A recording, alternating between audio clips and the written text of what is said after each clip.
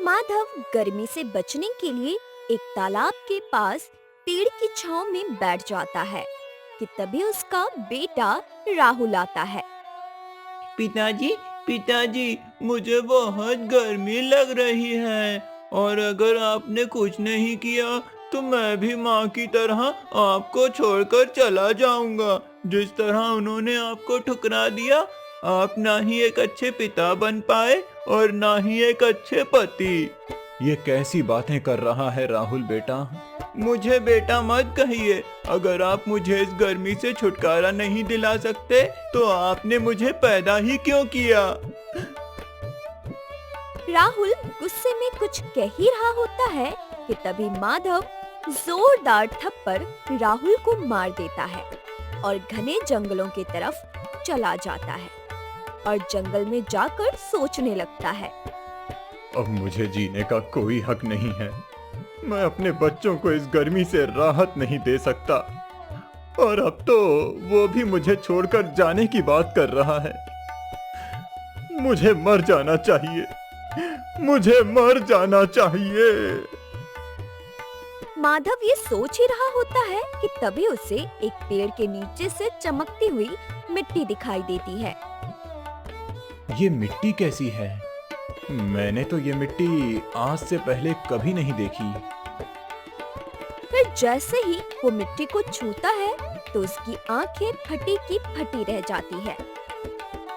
कुछ समय पहले पूर्णिया गांव में माधव नाम का एक गरीब किसान अपनी पत्नी रमा और बूढ़ी माँ शांति और अपने 2 बच्चे राहुल और नेहा के साथ रहता था।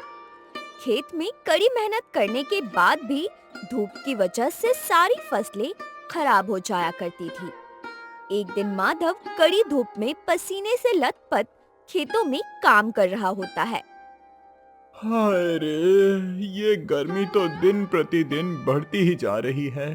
पता नहीं ये गर्मी कब कम होगी, लेकिन हम किसान कर भी क्या सकते हैं? मेहनत तो करना ही पड़ेगा।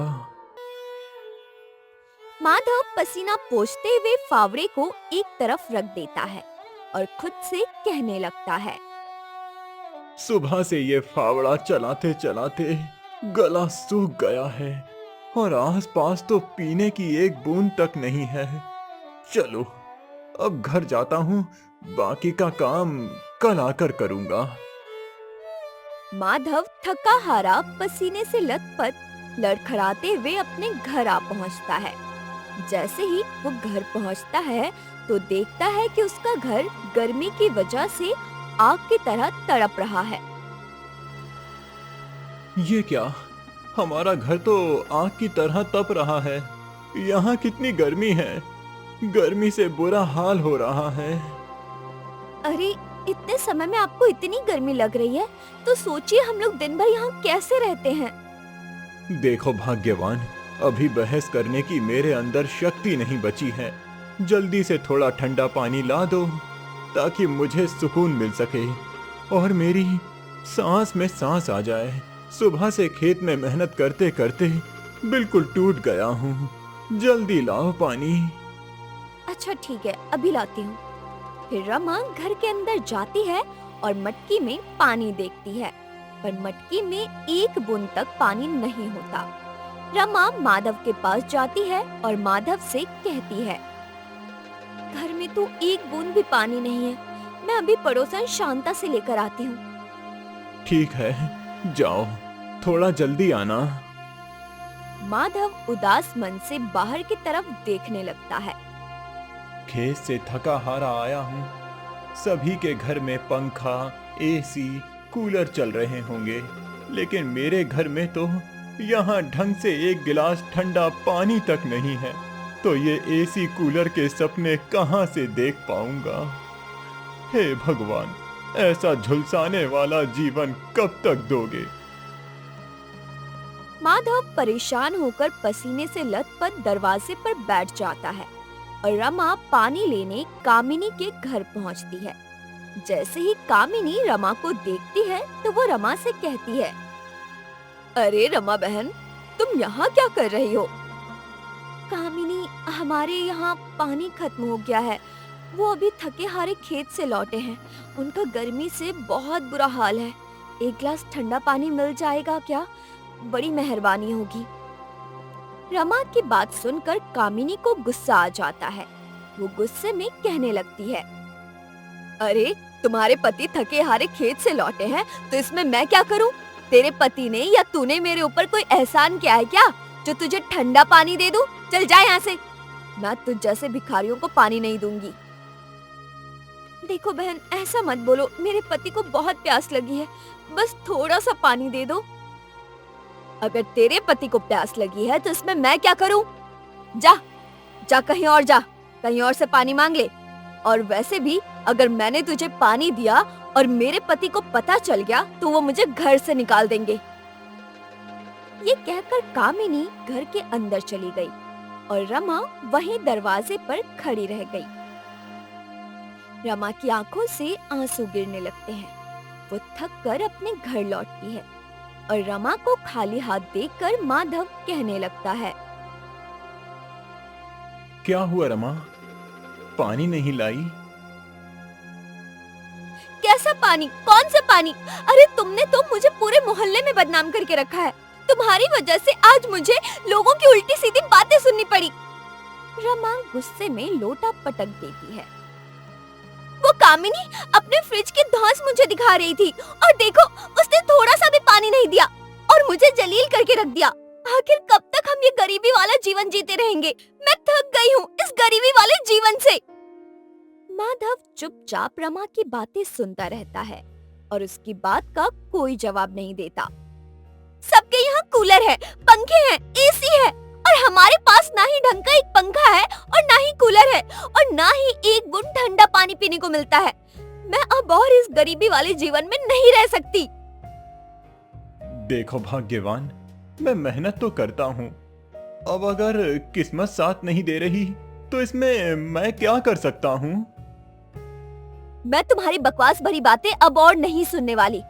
अगर तुम मुझे और बच्चों को खुश देखना चाहते हो तो तुम्हें और मेहनत करनी होगी।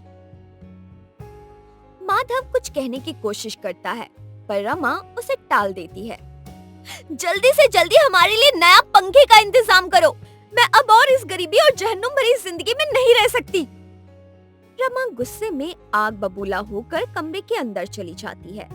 अपनी पत्नी की इस तरह की बातें सुनकर माधव की आंखों से आंसू आ जाते हैं। तभी माधव की बूढ़ी माँ शांति माधव के पास आती है। चुप हो जाओ बेटा, देखना एक ना एक दिन हमारी हालत जरूर बदलेगी। पर कब माँ?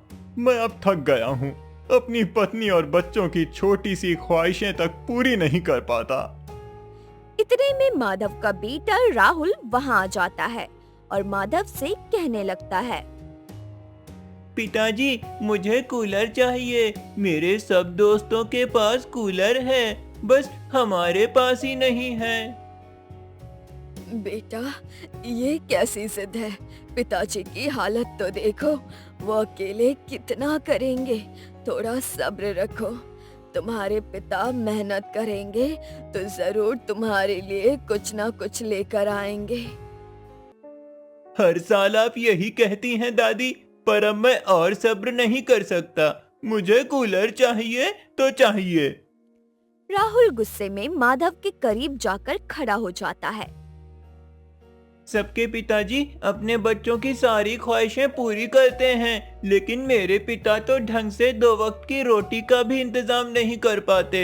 मुझे शर्म आती है आपको अपना पिता कहते हुए। हाँ। राहुल इतना कहकर वहाँ से चला जाता है। माधव कुछ नहीं कहता और चुपचाप घर से बाहर निकल पड़ता है।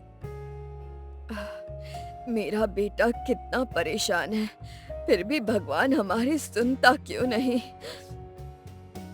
माधव रास्ते में चलते हुए खुद से बात करता है। आज कुछ भी हो जाए, मैं काम की तलाश करके ही रहूंगा। अब खेती बाड़ी से कुछ नहीं होने वाला। कितना भी बीज बोलो, खेत में फसल ढंग से होती नहीं। सब ठीक ही तो कहते हैं। मैं एक नालायक इंसान हूँ जो कुछ नहीं कर पाया, पर अब और नहीं। मैं बहुत मेहनत करूंगा और अपने बच्चों की जिंदगी सुधारूंगा। माधव काम की तलाश में एक गांव वाले के पास जाकर दरवाजा पीटने लगता है। अरे क्यों रे, घर का दरवाजा क्यों पीट रहे हो? क्या बात है? मुझे कोई काम दे दीजिए, मैं बहुत मेहनत करूंगा। अरे भाई, वैसे ही पूरे गांव का बुरा हाल है, मैं तुम्हें काम कहां से दूंगा? मेरे पास कोई काम नहीं है, जाओ यहाँ से। माधव उदास होकर वहाँ से निकल पड़ता है। वो पूरे गांव में भटकता है और लोगों से काम मांगता है, पर उसे कहीं काम नहीं मिलता।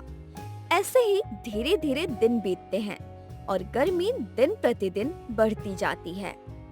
घर का एक पुराना टूटा फूटा पंखा था, वो भी खराब हो जाता है और एक दिन गर्मी और चिंता के कारण माधव को अचानक चक्कर आता है और वो घर में ही गिर पड़ता है। अरे ये क्या, आप अचानक चक्कर खाकर गिर क्यों गए? क्या हो गया? माँ जी देखिए ना, इन्हें क्या हो गया? शांति भागकर आती है और माधव की हालत देखकर घबरा जाती है। इस घर की और तुम्हारी चिंताओं ने मेरे बेटे की क्या हालत कर दी। हे भगवान, ये तो पूरी तरह से बीमार पड़ गया, इसे जल्दी बिस्तर पर ले चलो। शांति और रमा माधव को बिस्तर पर लिटा देती है। माधव होश में नहीं आता। मुझे जल्दी वैद्य जी को लेकर आना होगा। शांति भागकर वैद्य जी को लेकर आती है, जो माधव की जांच करते हैं। वैद्य जी, क्या हो गया मेरे बेटे को? ये ठीक तो है ना? गर्मी और लू की वजह से ये बहुत कमजोर हो गया है और अब कुछ दिनों तक ये बिस्तर से उठ भी नहीं सकता। अगर आप अपने बेटे को सही सलामत देखना चाहती हैं, तो इसे कम से कम 1 महीने तक आराम की सख्त जरूरत है। ये कहकर वैद्य जी चले जाते हैं। वैद्य जी के जाते ही रमा कहने लगती है, बस अब इसी की कमी बची थी। घर चलाना पहले ही मुश्किल था और गर्मी ने बुरा हाल कर रखा है, ऊपर से अब तुम हम पर एक बोझ बन गए हो। माधव की आंखें खुलती है और रमा की बातें सुनकर उसकी आंखों से आंसू गिरने लगते हैं। रमा, अब बस कर, तू हर वक्त मेरे बेटे को कोसती रहती है, देख नहीं रही इसकी जान पर बनाई है। अब तो कम से कम इसके खिलाफ मत बोल। माँ जी, आपके ये दुखड़े सुन सुनकर मेरे कान पक गए हैं। आप दोनों माँ बेटे की वजह से मेरी और मेरे बच्चों की जिंदगी खराब हो गई है। तभी राहुल वहाँ आता है और अपनी माँ से कहता है, माँ माँ, मुझे ठंडी ठंडी आइसक्रीम खानी है। घर के बाहर सभी बच्चे आइसक्रीम वाले से आइसक्रीम लेकर खा रहे हैं। अरे बेटा, मेरे पास तो 1 रुपया भी नहीं है, मैं तुम्हें आइसक्रीम कहाँ से दिलाऊं? तेरे बाप को तो अब बीमारी ने पकड़ लिया है, जो 2 रुपए कमाता था अब वो भी बंद हो गए। मुझे तो इन्हें पिता कहने में भी शर्म आती है माँ। रमा और राहुल माधव को बहुत खरी खोटे सुनाते हैं, जिससे माधव की आंखों से आंसू गिरने लगते हैं, पर वो कुछ भी नहीं कहता। धीरे धीरे राशन खत्म हो जाता है। अब बस बहुत हो गया, मैं अब और इस भिखारी वाले घर में नहीं रह सकती हूँ। मैं जा रही हूँ बच्चों को छोड़कर, यहाँ से बहुत दूर। रमा, ये तुम क्या कह रही हो? अगर तुम बच्चों को छोड़कर चली जाओगी तो मैं ये घर कैसे चलाऊंगा? ऐसा मत करो, भगवान के लिए ऐसा मत करो। रुक जाओ, भगवान के लिए रुक जाओ। रमा माधव की एक नहीं सुनती और घर से बाहर निकल जाती है, जहाँ जमींदार रघुनंदन खड़ा मिलता है। देखो रमा, मैं जानता हूँ तुम्हारी आर्थिक स्थिति बहुत खराब है। तुम मेरे साथ मेरे घर चलो, मैं तुम्हें रानी बनाकर रखूंगा। क्या सच में सेठ जी? हाँ हाँ, क्यों नहीं। इन बच्चों को इसके पास छोड़ दो और चलो मेरे साथ, मैं तुम्हें बहुत खुश रखूंगा। रघुनंदन की बात सुनते ही रमा की आंखों में एक रहस्यमयी चमक आ जाती है और वो वहीं अचानक जमींदार की आंखों के सामने एक पुराना मंजर घूमने लगता है। सेठ रघुनंदन गांव का सबसे अमीर और नामी सेठ था। रमा और माधव एक दूसरे से बहुत प्रेम करते थे। एक दिन दोनों तालाब के किनारे बैठकर बातें कर रहे होते हैं। माधव, हम कब शादी करने वाले हैं? मैं अब और इंतजार नहीं कर सकती। तुम जानते हो, मेरे माता पिता की तबीयत अब ठीक नहीं रहती, इसलिए अब हमें जल्दी शादी कर लेना चाहिए। रमा, मुझे थोड़ा समय दो। तुम तो जानती हो कि अभी मेरे पिताजी की तबीयत बहुत खराब है और इस हालत में मैं शादी नहीं कर सकता। मेरे ऊपर घर की बहुत जिम्मेदारी हैं। लेकिन फिर भी मैं तुमसे बहुत प्रेम करता हूँ। बहुत जल्द हम दोनों शादी कर लेंगे, सच में। दूर खड़े सेठ रघुनंदन की नजर रमा पर टिक जाती है। ये रमा कितनी खूबसूरत लड़की है। मैंने इतनी खूबसूरत लड़की आज से पहले कभी नहीं देखी। ये तो अब मेरी होगी। रघुनंदन रमा को घूरने लगता है। माधव वहाँ से चला जाता है और रघुनंदन रमा के पास पहुँचता है। सेठ जी, आप यहाँ? ओहो, तुम ये सेठ जी कहकर मुझे शर्मिंदा मत करो। तुम्हारी ये खूबसूरती किसी भिखारी के साथ बिताने के लिए नहीं है। तुम मुझसे शादी कर लो, मैं तुम्हें अपने महल की ठकुराइन बनाकर बहुत खुश रखूंगा। देखिए सेठ जी, आपने जो कहा सो कहा, लेकिन दोबारा ऐसी बात मत कहिएगा। मैं माधव से बहुत प्रेम करती हूँ और उससे दूर रहने के बारे में सोच भी नहीं सकती। रमा गुस्से में रघुनंदन की तरफ देखती है। आप यहाँ से चले जाइए। तुम ऐसा नहीं कर सकती। मैं इस गांव का ठाकुर हूँ, सबसे बड़ा जमींदार। तुम मुझे इस तरह नहीं ठुकरा सकती। मेरे लिए प्रेम सबसे ज्यादा मायने रखता है। तुम मेरे और मेरे प्रेमी के बीच कभी नहीं आ सकते। अब चले जाओ यहाँ से। रमा गुस्से में वहाँ से चली जाती है। कुछ ही दिनों में रमा और माधव की धूमधाम से शादी हो जाती है। लेकिन कुछ ही महीनों में रमा को गरीबी का एहसास होने लगता है। मैंने माधव से प्रेम करके शादी तो कर ली, पर मैंने कभी सोचा नहीं था कि मुझे इतनी गरीबी में दिन काटना पड़ेगा। मैंने उस ठाकुर को ठुकरा दिया, पर अब मैं क्या करूं? मुझे लगता है इस गरीबी में जीवन जीना पड़ेगा। रमा मन मारकर गरीबी में रहने लगती है। दूसरी तरफ रघुनंदन बदले की आग में जल रहा होता है। उसने मुझे ठुकराकर उस भिखारी को अपना पति चुन लिया था। उससे बदला तो मैं लेकर रहूंगा। चलो, चलकर देखता हूँ आखिर उसका क्या हाल है। रघुनंदन रमा के घर के पास एक पेड़ के पीछे छुपकर खड़ा हो जाता है। रमा घर के बाहर गुस्से में बैठी होती है। ये क्या? हमारे घर के आसपास सबके पास पंखे हैं, कूलर है, एक हमारा ही घर है जिसमें कुछ नहीं है। मेरी जिंदगी तो दिन प्रतिदिन नरक बनती जा रही है। रमा परेशान होकर मटका लेकर पानी लेने निकलती है। तभी रघुनंदन उसके सामने आकर खड़ा हो जाता है और मुस्कुराने लगता है। ये क्या कर रहे हैं सेठ जी? हट जाइए मेरे रास्ते से। अब तुम्हें पता चला तुमने किसे ठुकराकर किसे अपनाया। इस गरीबी वाले जीवन में तुम कब तक तपती धूप में पानी भरती रहोगी?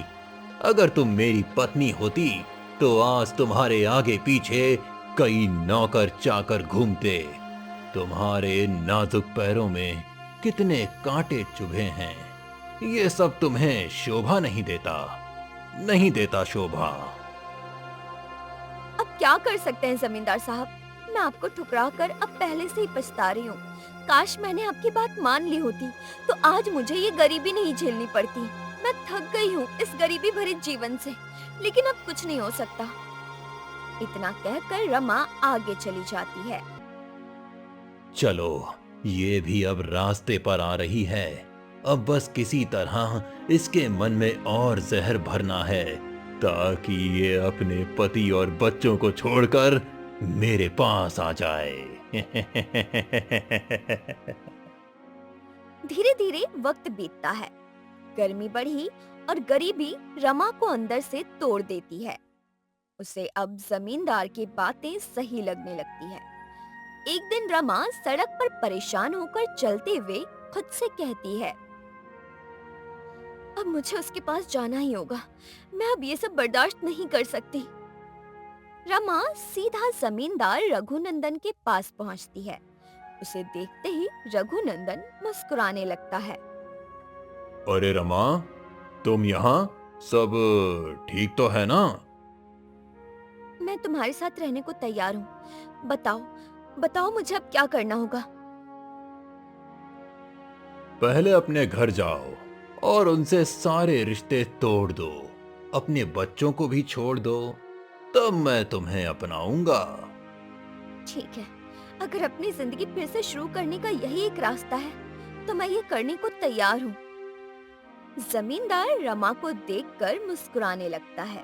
तभी माधव जैसे तैसे बिस्तर से उठता है और बाहर आता है। जमींदार साहब, ऐसा मत करिए।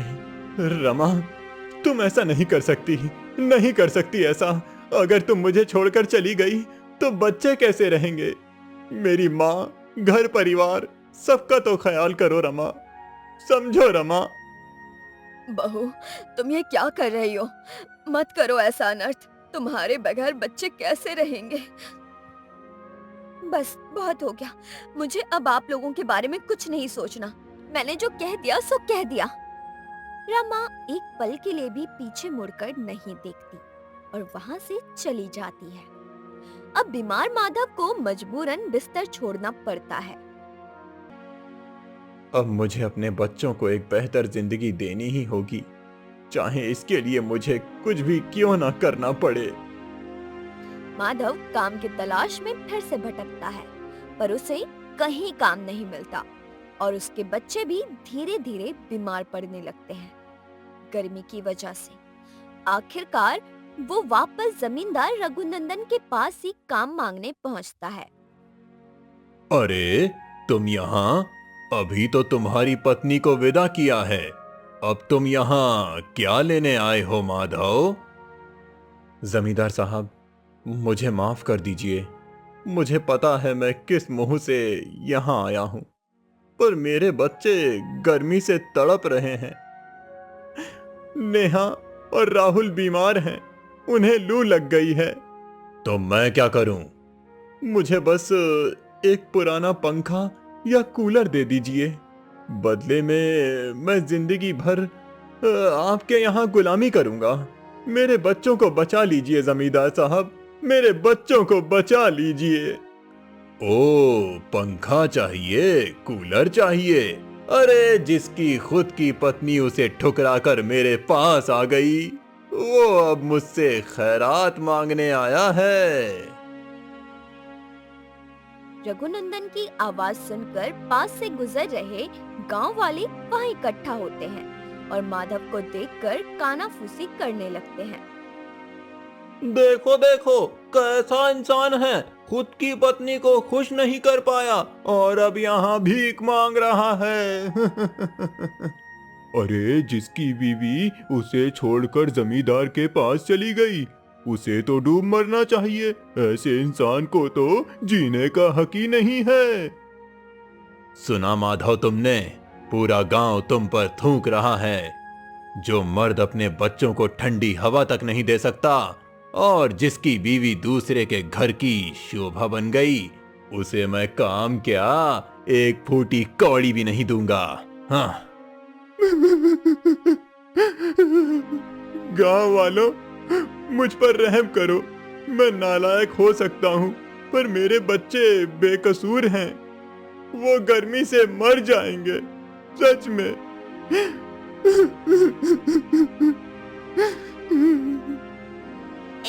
चल हट, भिखारी कहीं के। अपनी मनहूस शक्ल मत दिखाना। तेरी तो किस्मत ही फूटी है। पत्नी तो छोड़कर गई ही, अब बच्चों को भी मारने के लिए छोड़ गई। रघुनंदन और गांव वाले मजाक उड़ाते हुए जोर जोर से हंसने लगे। माधव अपमान की आग में जलने लगा। हे भगवान, क्या गरीबी इतनी बड़ी सजा है। आज सब मुझ पर हंस रहे हैं क्योंकि मैं लाचार हूं। माधव अपने बच्चों के लिए सब कुछ करने की कोशिश करता है, दर दर भटकता है, पर कहीं से कुछ भी हाथ नहीं लगता। एक दिन रात का वक्त था और झोपड़ी के अंदर की हवा आग की तरह तप रही थी। गर्मी इतनी थी कि बच्चे चाहकर भी सो नहीं पा रहे थे और बेहाल होकर रो रहे होते हैं। हे भगवान, क्या मेरी गरीबी की सजा इन मासूम बच्चों को मिलेगी? मैं चाहकर भी इनके लिए एक पंखे का इंतजाम नहीं कर पाया। पिताजी, पिताजी, मुझे बहुत गर्मी लग रही है और अगर आपने कुछ नहीं किया तो मैं भी माँ की तरह आपको छोड़कर चला जाऊंगा। जिस तरह उन्होंने आपको ठुकरा दिया, आप ना ही एक अच्छे पिता बन पाए और ना ही एक अच्छे पति। ये कैसी बातें कर रहा है राहुल बेटा? मुझे बेटा मत कहिए। अगर आप मुझे इस गर्मी से छुटकारा नहीं दिला सकते तो आपने मुझे पैदा ही क्यों किया? राहुल गुस्से में कुछ कह ही रहा होता है कि तभी माधव जोरदार थप्पड़ राहुल को मार देता है और घने जंगल की तरफ चला जाता है और जंगल में जाकर खुद से कहने लगता है, अब मुझे जीने का कोई हक नहीं है। मैं अपने बच्चों को इस गर्मी से राहत नहीं दे सकता और अब तो वो भी मुझे छोड़कर जाने की बात कर रहा है। मुझे मर जाना चाहिए, मुझे मर जाना चाहिए। माधव ये सोच ही रहा था कि तभी एक नेक बाबा वहां आ पहुंचते हैं। रुको बेटा, ये क्या अनर्थ करने जा रहे हो? खुदकुशी किसी मुश्किल का हल नहीं है। बाबा, अब मेरे पास और कोई रास्ता नहीं बचा है। मेरी पत्नी मुझे छोड़कर चली गई और मेरे बच्चे गर्मी से तड़प रहे हैं। मैं एक नाकाम पिता हूँ, नाकाम पिता। सब कुछ भगवान के भरोसे छोड़ना भी सही नहीं है माधव। कभी कभी इंसान को अपनी किस्मत खुद बनानी पड़ती है। हिम्मत मत हारो, रास्ता तुम्हारे सामने ही है। इतना कहकर वो रहस्यमयी बाबा वहां से ओझल हो जाते हैं। माधव हैरान होकर इधर-उधर देखता है। तभी उसे पास के गड्ढे में कुछ विशेष चमकती हुई मिट्टी दिखती है। ये मिट्टी कैसी है? मैंने ऐसी मिट्टी आज से पहले कभी नहीं देखी। ये तो बहुत ठंडी और मखमली है।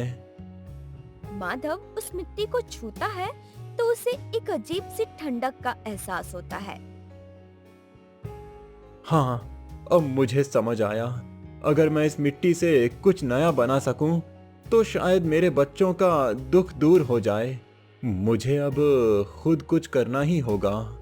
माधव ढेर सारी मिट्टी इकट्ठा करता है और उसे लाद कर अपने घर की ओर चल पड़ता है। जहाँ वो गांव से गुजरता है तो गांव वाले उसे देखकर जोर जोर से हंसने लगते हैं। लो जी, इसका दिमाग ही चला गया है। कल तक किसान था और आज कुम्हार बनने चला है। मिट्टी ढो रहा है पागल। अब क्या इस मिट्टी को खाकर अपने बच्चों का पेट भरेगा? तभी वहाँ जमींदार रघुनंदन के साथ रमा गुजरती है और माधव को इस हाल में देखकर उसका मजाक उड़ाने लगती है। देख रहे हैं सेठ जी, अच्छा हुआ जो मैं इस पागल का साथ छोड़कर आपके पास आ गई। मिट्टी से घर चलाएगा ये, हाँ? रमा, भगवान के लिए वापस आ जाओ। बच्चों को तुम्हारी बहुत जरूरत है। वो बीमार हैं और तुम्हारी याद कर रहे हैं। अपनी ये कंगाली और मिट्टी अपने पास ही रखो माधव। अब मैं ठकुराइन बनने वाली हूँ। मुझे उन भूखे बच्चों और उस टूटी झोपड़ी की कोई जरूरत नहीं है। रमा माधव को देखकर रघुनंदन के साथ आगे बढ़ जाती है और हवेली पहुंचते ही रघुनंदन से पूछती है, सेठ जी, हम शादी कब करेंगे? मैं अब और इंतजार नहीं करना चाहती। मुझे इस गांव की सबसे बड़ी ठकुराइन बनना है। जल्दी ही रमा, बस थोड़ा सब्र करो। पहले उस माधव का तमाशा तो देख लूं कि वो इस मिट्टी से क्या करिश्मा करता है। रघुनंदन की बात सुनकर रमा खुश हो जाती है और वहाँ से जाने लगती है। तभी अचानक वो रुक जाती है। अरे, मैं तो अपनी सोने की अंगूठी वहीं मेज पर भूल गई। अभी जाकर लेकर आती हूँ, वरना कोई उठा लेगा।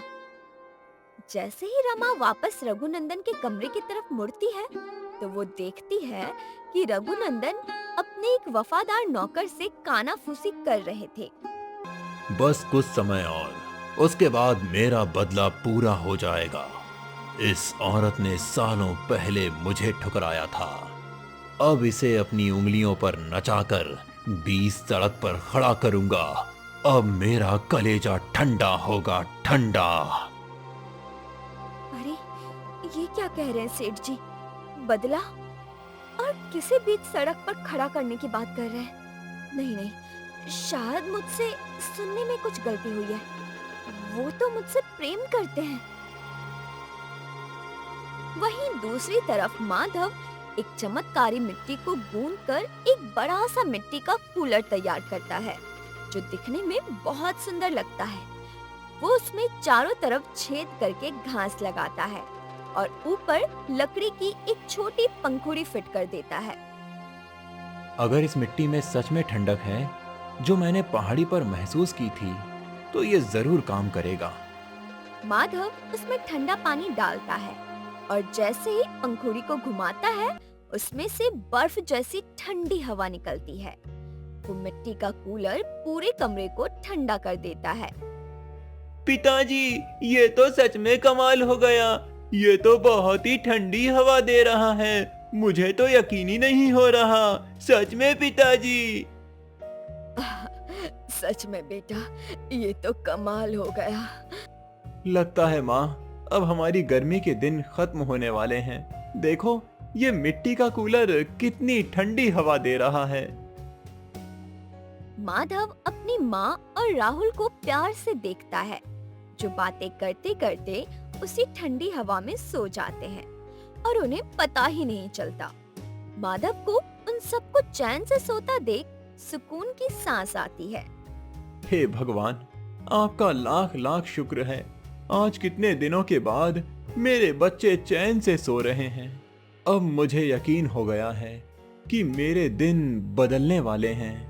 माधव खुशी के आंसू बहाते हुए अपने बच्चों को चैन से सोता हुआ देखता रहता है। उधर अचानक पूरे गांव की बिजली गुल हो जाती है और सभी के सभी कीमती कूलर, पंखे और एसी एक साथ बंद हो जाते हैं। अरे भाई, ये कैसी आफत है? एक तो इतनी तपती गर्मी, ऊपर से ये बिजली भी चली गई। अरे भैया, अब बच्चे रात भर कैसे सोएंगे? ओहो हो। मेरा तो महंगा विदेशी एसी भी अब डिब्बा बन गया है। पसीने से बुरा हाल है। पूरे घर में आग बरस रही है, आग। रुको, जरा शांति से सुनो। ये माधव की झोपड़ी से कैसी आवाज आ रही है? जैसे कोई पंखा चल रहा हो। फिर गांव वाले उत्सुकता में माधव की झोपड़ी के पास पहुंचते हैं और खिड़की से अंदर झांकते हैं। अरे देखो, ये तो सब कितनी शांति से सो रहे हैं, जैसे इन लोगों के लिए तो गर्मी है ही नहीं। ये देखो, माधव ने मिट्टी का कूलर बनाया हुआ है। इसमें से तो एकदम बर्फीली हवा आ रही है। कमाल है भाई, हमारे लाखों के एसी कूलर बिजली बिना बेकार पड़े हैं और यहाँ मिट्टी के कूलर से पूरा घर शिमला बना हुआ है। हम लोगों की क्या हालत हो रखी है और ये सब कितने चैन से सो रहे हैं।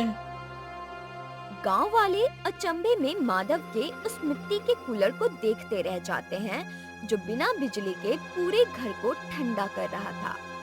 वहीं अगली सुबह ठाकुर रघुनंदन रमा को घसीटते हुए गांव के बीचों बीच चौराहे पर खड़ा कर देते हैं। और पूरे गांव को इकट्ठा कर लेते हैं।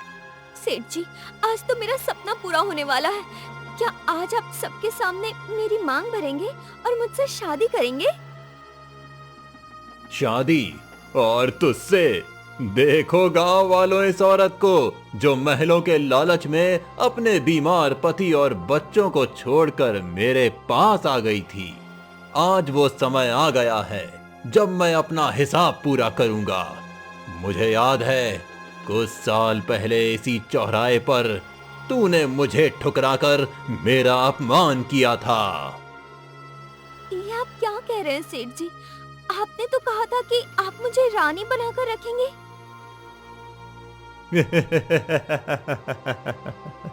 अरे मुझे तुझसे कोई प्रेम नहीं है, वो तो सिर्फ एक चाल थी तुझे इस मकाम पर लाने की, ताकि मैं तेरा सबसे बड़ा अपमान कर सकूं। आज देख, मैं तुझे सबके सामने ठुकरा रहा हूं। तू ना इस घर की रही और ना ही उस घर की, जिसने गरीबी की वजह से अपना ईमान और परिवार बेच दिया। वो किसी के प्रेम के लायक नहीं है, समझी? गांव वाले रमा पर थूकने लगते हैं और उस पर हंसते हैं और रमा को उल्टा सीधा कहने लगते हैं। गांव वालों की बातें सुनकर रमा रोने लगती है और रोते हुए अपने मन में सोचती है, माधव, माधव मुझे माफ कर दो। मैं लालच में अंधी हो गई थी, मुझे माफ कर दो। रघुनंदन और गांव वाले रमा को जलील करके वहां से चले जाते हैं और रमा वहीं बैठकर रोने लगती है। तभी वहां माधव आ जाता है। रमा की ये हालत देखकर उसे बहुत दया आती है और वो रमा से कहता है, रमा, उठो यहाँ से। भले ही मैं गरीब था, पर मैंने हमेशा तुम्हारी इज्जत की थी और तुम्हें पलकों पर बिठाकर रखा था। माधव, माधव मुझे माफ कर दो। उस ठाकुर ने तो मुझे कहीं का नहीं छोड़ा। मैंने लालच में आकर अपने ही सुहाग और बच्चों को लात मार दी। माधव को देख गांव के कुछ लोग दोबारा आ जाते हैं और रमा पर हंसने लगते हैं और उसे गालियां देने लगते हैं। माधव गुस्से में गांव वालों से कहता है, बस बहुत हुआ। रमा मेरी पत्नी है। किसी ने भी अगर इसके खिलाफ एक शब्द भी बोला तो मुझसे बुरा कोई नहीं होगा। माधव रमा को गांव वालों की भीड़ से बचाकर और उसका हाथ थामकर सम्मान के साथ अपने घर ले जाता है। तभी रमा माधव के पैरों पर गिर जाती है। मुझे मार डालो माधव, पर मुझे माफ मत करना। मैंने तुम्हें और बच्चों को तड़पता छोड़ दिया और तुम ही मुझे बचा कर लाए। उठो रमा, इंसान से गलती होती है। अब हम अपनी जिंदगी फिर से शुरू करेंगे। जो बीत गया सो बीत गया, देर से ही सही, पर तुम्हें अक्ल तो आई। हमें इसी बात की खुशी है।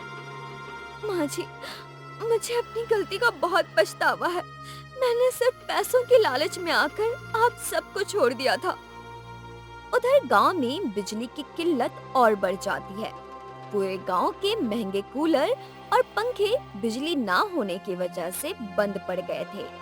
धीरे धीरे माधव के कूलर की बात पूरे गांव में फैल जाती है और गांव के अमीर लोग भी माधव की झोपड़ी में आकर उससे वैसा ही कूलर बनाने की मिन्नतें करने लगे। माधव भाई, हमें भी ऐसा कूलर बना के दो। हमारी रातें हराम हो गई हैं। तुम मुंह मांगी कीमत ले लो। हाँ, क्यों नहीं, मैं उसी मिट्टी से आप सबके लिए कूलर बनाऊंगा। आप सब निश्चिंत रहिए। फिर माधव दिन रात मेहनत करके मिट्टी के अनोखे कूलर बनाने लगा। यहाँ तक कि जब ठाकुर रघुनंदन भी गर्मी में बेहाल हो जाता है तो वो भी माधव के पास हाथ जोड़कर आता है। माधव, मुझे माफ कर दो। गर्मी ने मेरा बुरा हाल कर दिया है। मेरे लिए भी एक वैसा ही मिट्टी का कूलर बना दो। मैं तुम्हें मुंह मांगी कीमत दूंगा। सेठ जी, मिट्टी और इंसान का दिल दोनों ही नाजुक होते हैं। आपने दोनों को ही ठेस पहुंचाई थी, पर मैं आपके जैसा नहीं हूं। मैं आपके महल के लिए कूलर बना दूंगा। देखते ही देखते माधव का बनाया मिट्टी का कूलर दूर दूर तक मशहूर हो जाता है और इस एक मौसम में कूलर बना बना कर माधव इतनी कमाई कर लेता है कि वो अपनी झोपड़ी की वजह एक शानदार हवेली खड़ी कर लेता है और अपने सुखी परिवार का ध्यान रखने लगता है।